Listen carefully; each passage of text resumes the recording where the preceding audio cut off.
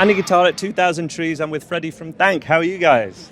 Good, very sweaty. Very sweaty. I've just seen you perform on the new stage. How was it for you guys? I had a good time. I felt like it's maybe the least I've been able to hear things. Look, that's festival sometimes, isn't it? It was challenging, but I think we had a good time. It was our first show with, we've got Naomi from Empire State Bastard playing bass with us for a handful of shows, and it was the first one with her.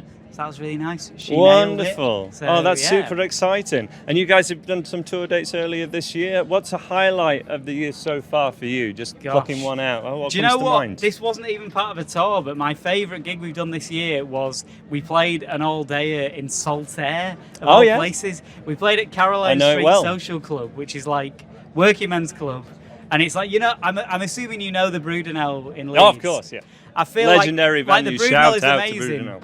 but it's like, it's no longer really a working men's club. It is now fully a venue. Caroline Street in Saltaire is like... It's like still pure working men's club. And it was amazing. Had a great day that day. That was probably my highlight of the year so far. What can you say about... So you're from the Leeds area at least? I'm from Halifax originally. Barnsley myself, but I lived in Leeds for 10 years. What can you say about the music scene around that area, West Yorkshire and Yorkshire in general? I mean, the Leeds scene is quite far-reaching. Yeah. I feel like as a teenager growing up in Halifax, I was very much aware of like Leeds DIY and like drawn towards it. So the main reason I ended up moving to Leeds was just because I was so excited about how much cool music was always coming from Leeds from as early as, I guess, I think like 2008 was when I would have first become aware of like the Leeds DIY scene. And since then, there's just always constantly really great new bands coming out of Leeds. You feel like there's a good community of it? I think so, yeah. Like it feels, I think because like the sort of music press, in terms of the north of England, the music press pays way more attention to Manchester.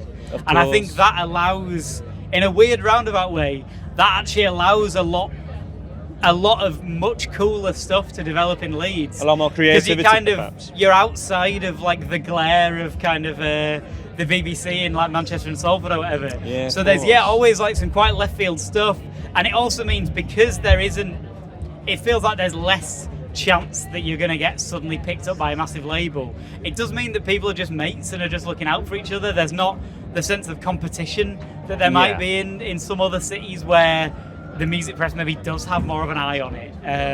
So, not trying to start beef with Manchester, but I feel like... there's no beef with... There's been no controversy about that. So I want to ask you, how do your songs come about? So I would say, generally speaking, either me, so I'm guitarist and vocalist, either me or Lewis, who plays guitar and synth, usually the kind of initial impetus for a song comes from one of the two of us. Yeah. And it's actually quite often a bass line that one of us will write. Sure. And then Cameron, who plays bass for us, then usually augments that and adds way more interesting kind of turnarounds and stuff to it. What's a song example of that started with the bass line? Good question. I think I'm on the spot now. No, it's all right. I feel like Paris Syndrome off our first record is a really good example of a song that's kind of built around a bass line, which I wrote, but then Cameron kind of came in and made it so much more interesting, did some really interesting kind of harmonies and like turnaround, particularly towards the end of the song. Yeah. That song actually started out one of the few ones that was written by me on an acoustic guitar, but it kind of, the acoustic version of it, the only thing that remained from that was the bass line, and Cameron then still kind of tweaks that a lot. And as time goes on, things have become way more collaborative as well. I think like our first record, like our first full length, partly because of COVID, because we weren't able to be in the same room, I wrote the vast majority of that. The second record was almost an equal four-way split. Apart from the lyrics always written by me, but musically it was almost an equal four-way split. And I think it's so much better for it. We were actually talking about this earlier today. There was like a band we were watching, who I'm not going to name, who Steve, our drummer, turned to me and was like, "This is what we would sound like if you had your way." And I was like, "You're absolutely right, but I don't like them." I don't like this. I'm kind of like, we would sound like this if I always got my way in like any kind of songwriting discussion. But the end result, I know it wouldn't be as good. So I do, I really love and appreciate actually having input from the other guys. I think it makes it way better. It's the hive mind and also the surprises that someone else would bring from people you obviously respect. 100%, absolutely. That's fantastic. Lyrically, what's a lyric you're most proud of? What's one of your favourite lyrics? You guys obviously, there's a bit of a message with your stuff, and what would you say is one of your lyrics you're proud of? Yeah, I think that we're like definitely a lyric-heavy band. We're a band that a lot of people focus on the lyrics. I love, and we don't really play this song live anymore because I think we kind of got sick of it because it was just a staple of the set for so long. But I'm still really proud of the Dread, which was kind of a minor hit a couple of years ago. The main hook of that is that there's never been a good band from London, and I think I don't even necessarily believe that, but I think it wound people up to such an extent that I'm really proud of just like how much it riled London people. Like, genuinely, after we released that song, I was like, next time we play in London, I'm going to get the shit kicked out of me. I don't know if I'm allowed to swear on this, but I've done it. It's now. all right. Yeah, it's all good. And I didn't. Even people in London like that song. Yeah. But they can take the gag. Sadly for you people at home, we've stopped playing it because we got bored of it. Sorry. That's fair enough. No, so you should go with the vibes. Yeah. So take a moment to think about this one if you need. What's a song written by someone else from any time period that's just a song you think is a perfect song, something you wish you'd written? Good question. I actually really love, do you know the like 80s like SST hardcore band Saccharine Trust? I do not, but are these, if it's hardcore, are they American? They've I assume they were LA, certainly right, California. Okay, like on SST, which is like the label that Greg Ginn from Black Flag ran. Yeah. I think it's called A Human Certainty. It's the name of the song, like the closing track on the first Saccharine Trust record. I just think it's amazing. It's like weirdly long for like a hardcore song. I think it's like 5 or 6 minutes long. And it doesn't do that much, but something about it really holds your attention, and like the vocal delivery has this real kind of like campness to it that I really like. I don't really like proper macho hardcore, and it's got this kind of like effeminate kind of angle to it that I really which is unexpected. Again, there's something surprising about it. Exactly. So like that whole album, Pagan Icons, I think it's called, is amazing, but A Human Certainty, I wish I'd written that song. It's so simple. That's wonderful. Right, we're going to do quickfire round now. Go ahead. That's all right, yeah. There's no right or wrong answer, honestly. Just initial impression. We start off with a couple of bands and then it goes a bit different. All right. So, Oasis or Blur? Blur. Metallica or Black Sabbath? Black Sabbath.